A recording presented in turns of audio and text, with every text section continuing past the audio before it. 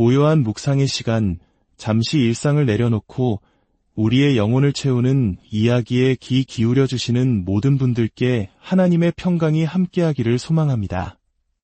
오늘 나눌 이야기가 여러분의 마음에 깊은 울림과 은혜의 씨앗이 되기를 바라며 이 귀한 메시지가 더 널리 퍼져나갈 수 있도록 구독과 좋아요로 함께해 주신다면 그 또한 하나님께서 기뻐하시는 귀한 동력이 될 것입니다. 여러분의 삶에 늘 주님의 축복이 가득하시기를 기도하며 이제 한 과학자의 인생을 송두리째 바꾼 어느 특별한 만남에 대한 이야기의 문을 열겠습니다. 제 인생의 전환점은 제가 의사로서 만났던 한 지혜롭고 온화한 노부인 환자분으로부터 시작되었습니다. 그분은 더 이상 현대의학으로 손쓸 방법이 없을 정도로 심각한 심장병을 앓고 계셨고 자신의 삶이 곧 마감되리라는 것을 스스로 알고 계셨습니다. 하지만 그분의 얼굴에는 죽음에 대한 두려움이나 절망 대신 깊은 평온함이 깃들어 있었습니다. 어느 날 그분은 아주 소박하고 진솔한 목소리로 자신의 신앙에 대해 이야기하기 시작했습니다. 다가올 마지막 순간에 대해 어떻게 용기와 희망, 그리고 평화를 얻게 되었는지를 담담하게 설명하셨죠. 저는 과학자로서 이성으로 설명되지 않는 그분의 평온함 앞에서 그저 침묵할 수밖에 없었습니다. 그분의 설명이 끝났을 때 잠시의 정적이 흘렀습니다. 저는 약간 당혹스러운 마음에 아무 말도 못하고 앉아 있었죠. 그때 그분은 마치 제 마음을 들여다보기라도 하듯 호기심 어린 눈빛으로 저를 바라보며 말씀하셨습니다. 선생님, 저는 제 믿음에 대해 말씀드렸고 제 가족에 대해서도 이야기 나누었지요. 혹시 선생님께서도 무언가 말씀해 주실 수 있을까 생각했어요. 그리고 이어진 그분의 질문은 제 인생을 관통하는 가장 단순하면서도 가장 강력한 질문이었습니다. 선생님은 무엇을 믿으시나요?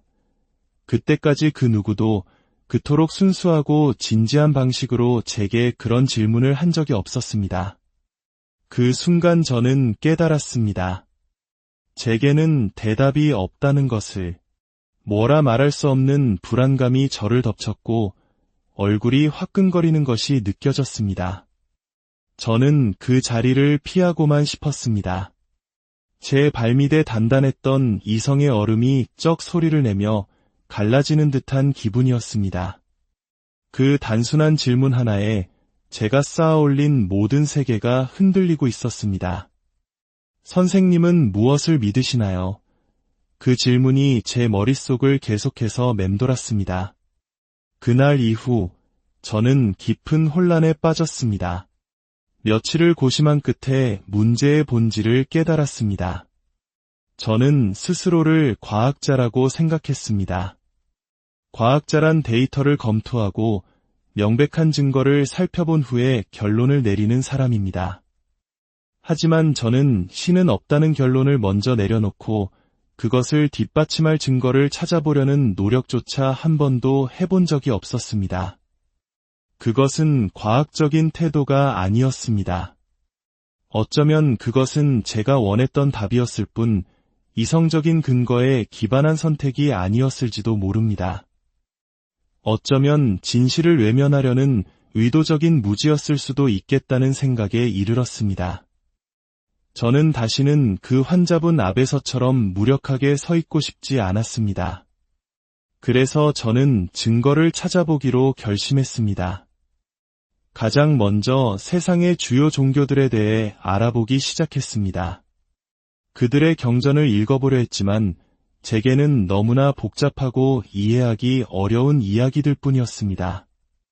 지금처럼 위키피디아나 인터넷 검색이 쉬운 시절도 아니었기에 저는 깊은 혼란과 좌절감에 빠졌습니다. 결국 저는 무작정 집 근처에 사는 한 목사님을 찾아갔습니다. 그리고 솔직하게 털어놓았습니다. 저는 사람들이 믿음에 대해 이야기하는 것을 도무지 이해할 수가 없습니다. 하지만 이제는 배워야 할 때라고 생각합니다. 목사님이시니 분명 믿음을 갖고 계시겠지요. 제 질문에 답을 좀 해주실 수 있겠습니까?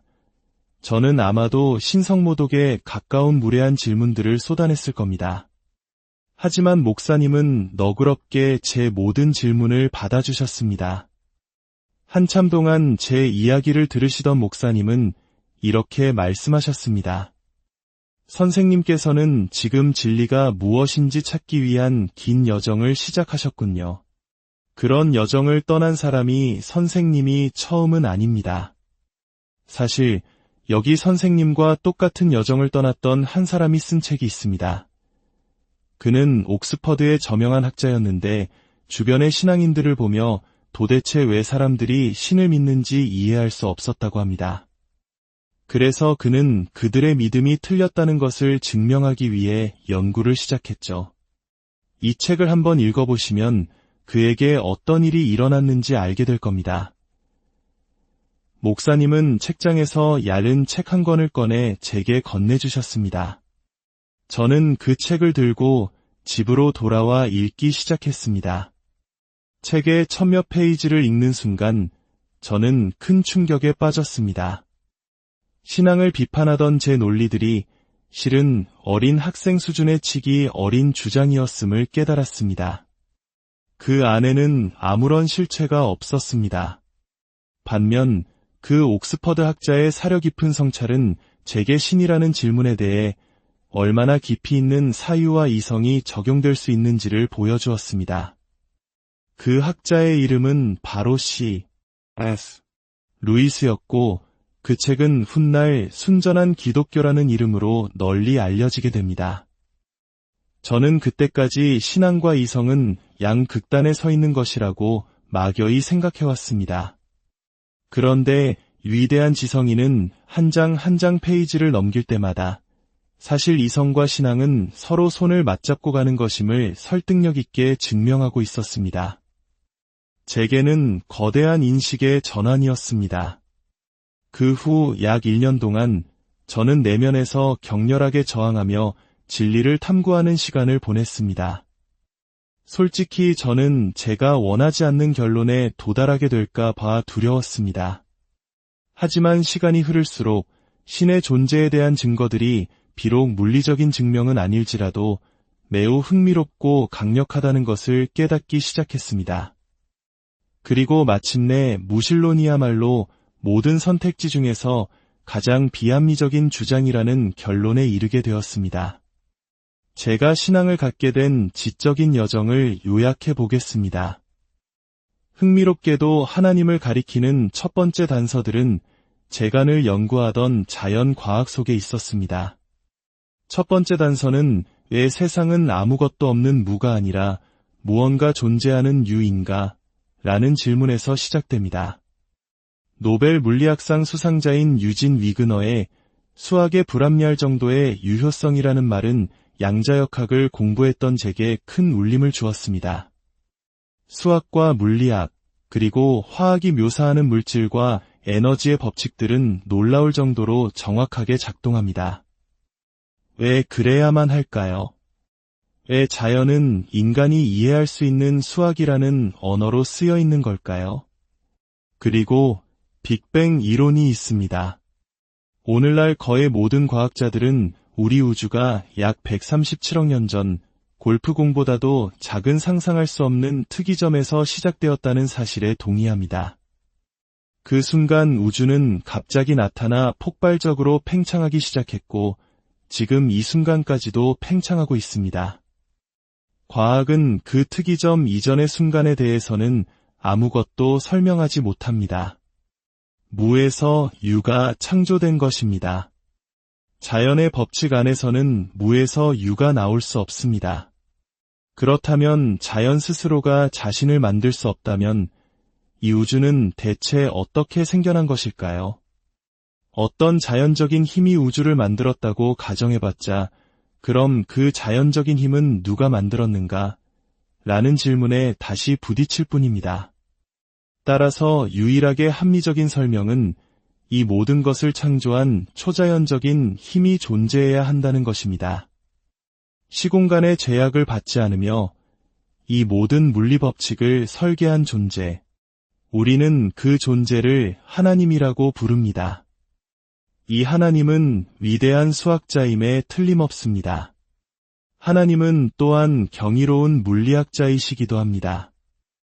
우주는 생명체가 존재할 수 있도록 놀라울 정도로 미세하게 조정되어 있기 때문입니다. 물리학과 화학에는 물질과 에너지의 행동을 지배하는 수많은 법칙들이 있습니다. 이 법칙들에는 중력 상수나 빛의 속도와 같은 여러 상수들이 포함되어 있는데 이 값들은 실험을 통해 측정될 뿐 왜 하필 그 값이어야 하는지는 설명되지 않습니다. 만약 이 상수값들이 아주 조금이라도 달랐다면 어떻게 됐을까요? 1970년대에 과학자들이 이 계산을 수행했고 그 결과는 충격적이었습니다. 15개가 넘는 주요 물리 상수 중 단 하나라도 아주 미세하게 틀어진다면 우주 전체가 지금과 같이 작동할 수 없다는 것입니다.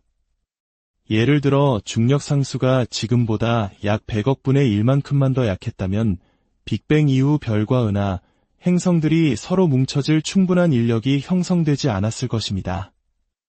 그 결과 우주는 생명 없이 텅 빈 채로 무한히 팽창하기만 했을 겁니다. 우리 자신을 포함해서 말이죠. 이처럼 우주가 생명을 품을 수 있도록 칼날 위에 서 있는 듯한 정밀함으로 조정되어 있다는 사실은 우연이라고 보기에는 너무나 경이롭습니다. 이것은 모든 것을 계획하고 설계한 지적인 설계자의 존재를 강력하게 시사합니다. 한 평범한 의사이자 냉철한 과학자였던 저의 여정은 이처럼 한 노부인의 순수한 질문에서 시작되었습니다. 저는 이성과 증거를 통해 하나님을 만났고 그 믿음은 제 지성뿐만 아니라 텅 비어있던 제 영혼까지도 충만하게 채워주었습니다.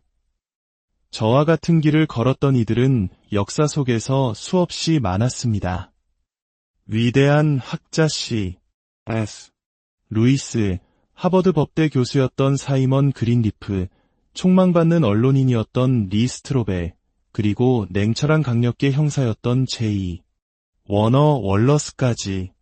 이들은 모두 기독교의 허구를 파헤치기 위해 이성적인 탐구를 시작했지만 그 여정의 끝에서 부인할 수 없는 진리이신 예수 그리스도 앞에 무릎 꿇었습니다. 오늘 이 이야기를 들으신 여러분의 마음에도 작은 질문 하나가 심어졌기를 바랍니다. 나는 무엇을 믿고 있는가? 나의 믿음은 어디에 기반하고 있는가? 그 질문에 대한 답을 찾아가는 여정 속에서 흔들리지 않는 진리이신 예수 그리스도를 만나게 되시기를 간절히 기도합니다. 하나님의 은혜와 평강이 여러분과 늘 함께하기를